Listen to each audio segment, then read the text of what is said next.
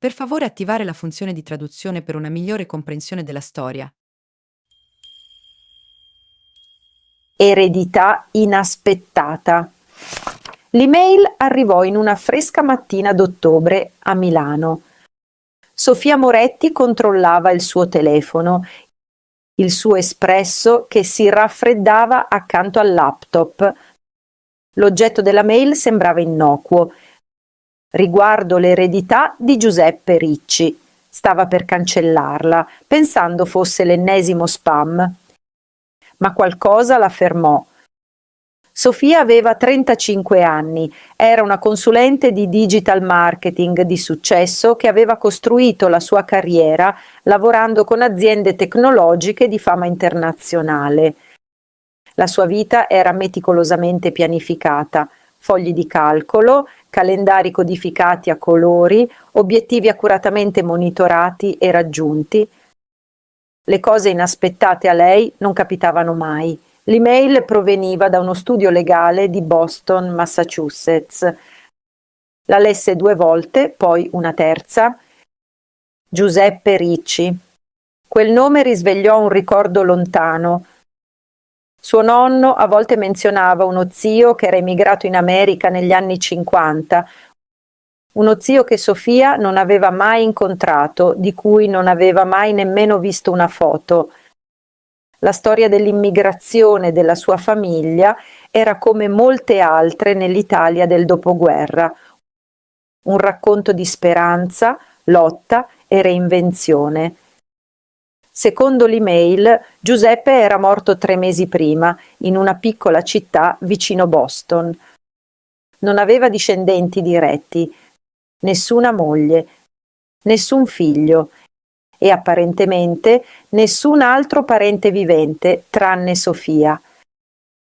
L'eredità era consistente: una casa, alcuni investimenti, una collezione di documenti che l'avvocato descrisse come storicamente significativi. Sua madre Maria fu altrettanto sorpresa quando Sofia la chiamò quella sera.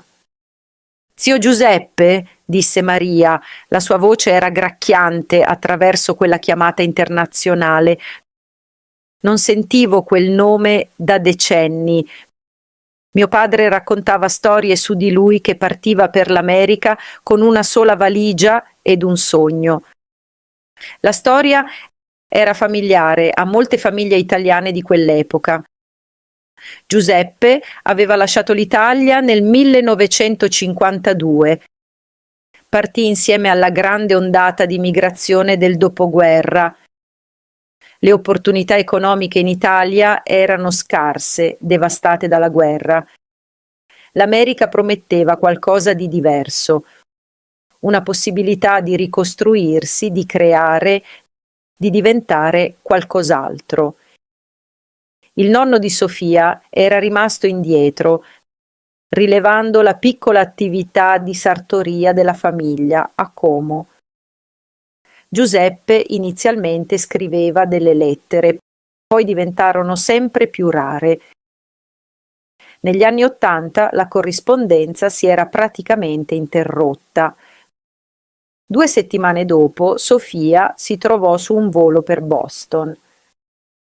La sua accurata consulenza di digital marketing poteva procedere senza di lei per qualche settimana.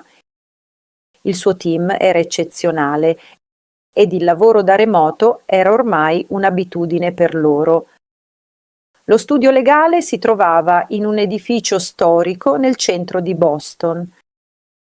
Pareti in legno rivestito, libri rilegati in cuoio, un ambiente tradizionale ed accogliente che sembrava completamente diverso dagli spazi minimal, freddi e moderni del mondo contemporaneo milanese.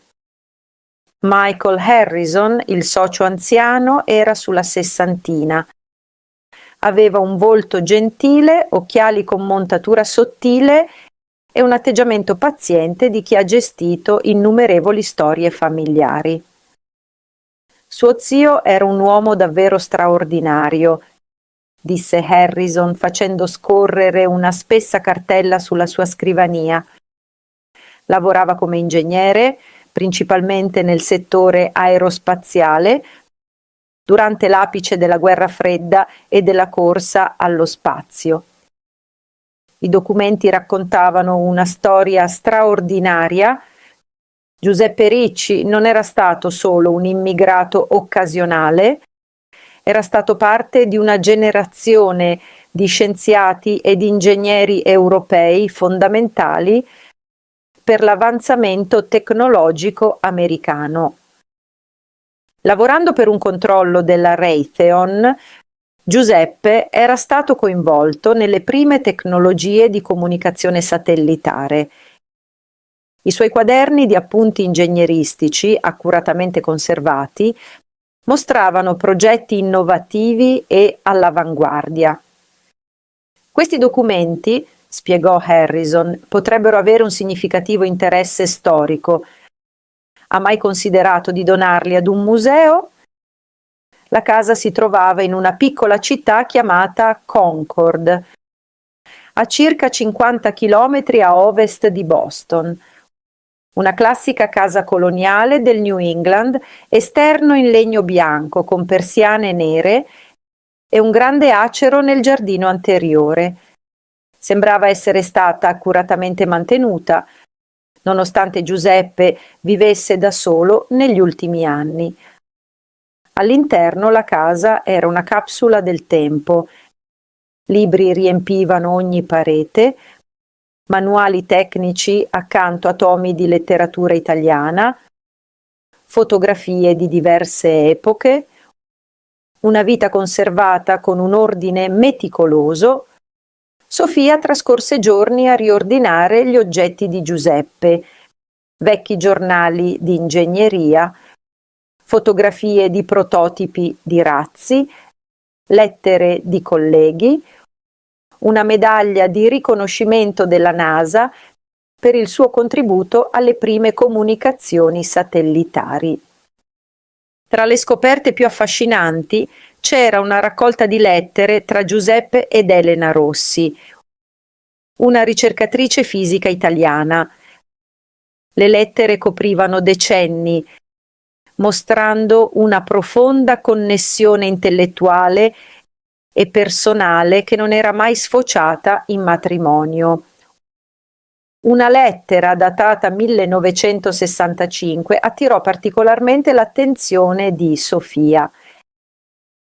Elena scriveva delle sfide dell'essere una donna nella ricerca scientifica, delle barriere sottili e non troppo sottili che affrontava ogni giorno.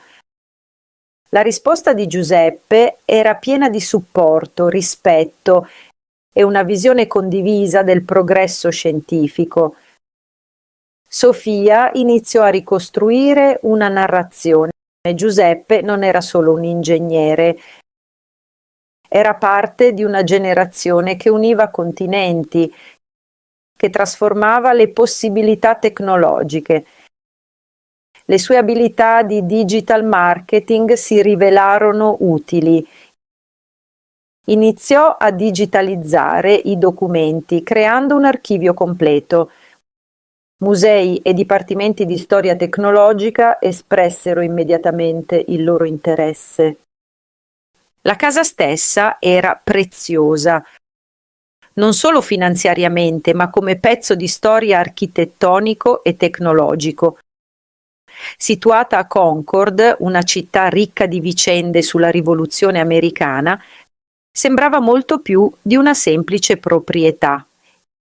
Il piano iniziale di Sofia era semplice: vendere la casa, trasformare i documenti storici in un asset finanziario. Ma qualcosa cambiò proprio mentre si immergeva sempre più a fondo nella vita di Giuseppe.